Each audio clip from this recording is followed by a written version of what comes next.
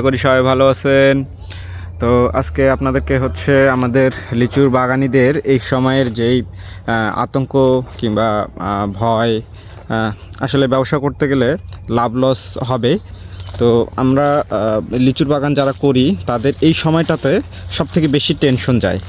তার মধ্যে অন্যতম টেনশন এই যে দেখুন, ঠিক আছে, এই যে দেখুন এখানে, এই যে দেখুন, এই যে সব থেকে বড় টেনশন।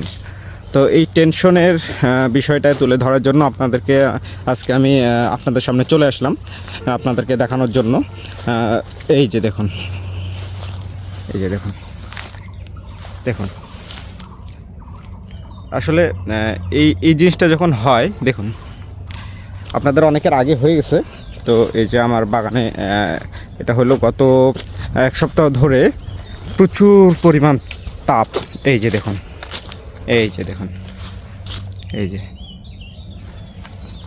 দেখুন, এই থোকাটা পুরাটাই হবে না, এই যে নিচের এগুলো হবে না। তারপরে আরেকটা, এটা হচ্ছে মান্দ্রাজি গেল আর কি। আরেকটা দেখে আপনাদেরকে বোম্বাই লিচু কিন্তু পাকা শুরু হয়েছে অলরেডি। তো এখানে মনে করেন যে লিচুগুলা বর্তমানে অর্ধাঅর্ধি হয়ে গেছে আর কি। যে লিচুটা হয়তো তার অর্ধেক, এই যে এই থোকায় কিন্তু এখানে সমস্যা হয়নি এরকম। এটা মান্দ্রাজির সবথেকে বড় সমস্যা এই যে লিচুর চামড়া জ্বলে যাওয়া। তারপরে বোম্বাইয়ের ক্ষেত্রে আসি।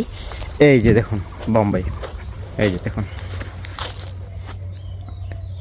দেখতে পাচ্ছেন এই যে ফাটে গেছে, এগুলো ফাটে গেছে, এই যে দেখুন, যে এই থোকা কিন্তু প্রচুর, কিন্তু বোম্বাইয়ের মেন সমস্যা এই যে থোকা ফাটে যাওয়া, লিচু ফাটে যাওয়া। এই বোম্বাইয়ের লিচু হচ্ছে লিচু ফাটে যাওয়া, আর মান্দ্রাজের হচ্ছে লিচু জ্বলে যাওয়া। আমাদের সব থেকে বড় টেনশনের কারণ যারা আমরা লিচুর বাগান করি। তো এই যে ব্যবসা যেহেতু করি, এখন লাভ লসের সঙ্গে থাকতে হবে। এই আপনার এই রোগ বালাই, আপনার হচ্ছে প্রাকৃতিক দুর্যোগ, এগুলা কাটায় উঠে যেটুকু আমরা হচ্ছে লিচু পাড়াইতে পারি, এটাই মানে আল্লাহ যেটুকু রাখছে রিজিকে ওটাই আসবে।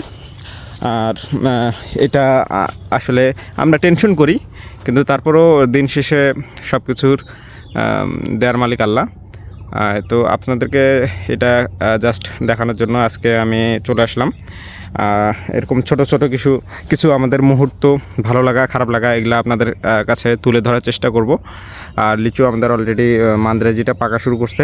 বোম্বে কালার আসতেছে না, এটা হচ্ছে আপনার পরে আসবে। এটা কিন্তু বোম্বে লিচু, এই যে এটা কিন্তু বোম্বে লিচু, ঠিক আছে। এটা কিন্তু পরে নামবে, এটা পরে নামবে। আর অনেকগুলাতে কালার চলে আসছে।